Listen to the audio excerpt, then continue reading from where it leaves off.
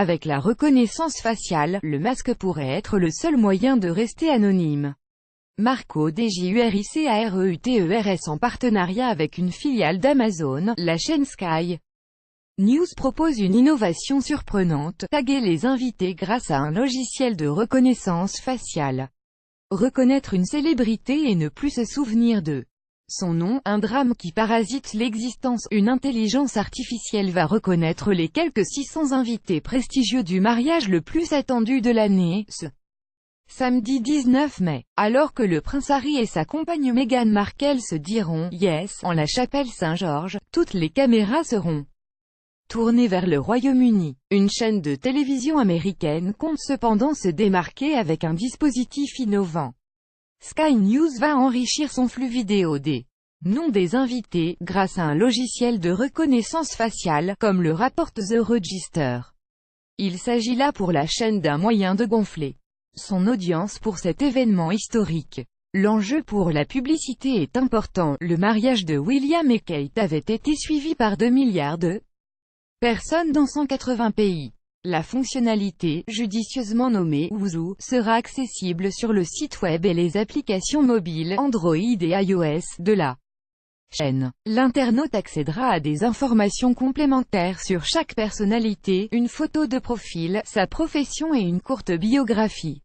L'intelligence artificielle superposera les noms des invités sur le flux vidéo. Sky News. Dès l'ouverture des portes de la chapelle, le flux vidéo amélioré aidera les téléspectateurs et les commentateurs à reconnaître chaque personnalité, un exercice parfois ardu. L'algorithme devrait donc identifier le prince William Elton John, proche de la famille, ou encore le chanteur James Blunt, camarade d'armée du prince Harry. Défi de taille, il devrait même distinguer des invités au visage peu connus comme Doria Ragland, professeur de yoga et accessoirement mère de la mariée. Cette nouvelle fonctionnalité permet aux téléspectateurs du mariage princier, où qu'ils se trouvent, de mieux appréhender l'un des plus grands événements en direct de l'année, explique David Gibbs, responsable des produits numériques et sportifs de Sky News. Nous sommes enthousiasmés par le potentiel et la capacité du logiciel à offrir au public de nouvelles façons de consommer du contenu.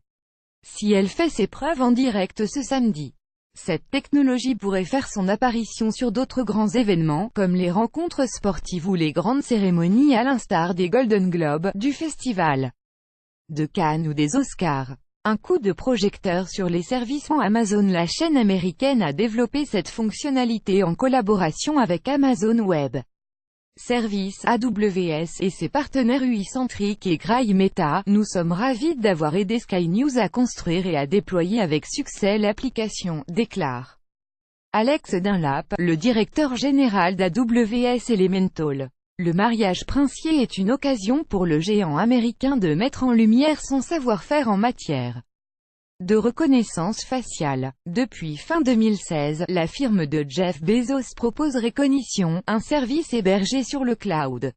L'entreprise propose ainsi un logiciel d'analyse d'images et de vidéos qu'il est possible d'intégrer dans une application. En juin 2017, le service avait été raillé par The Register.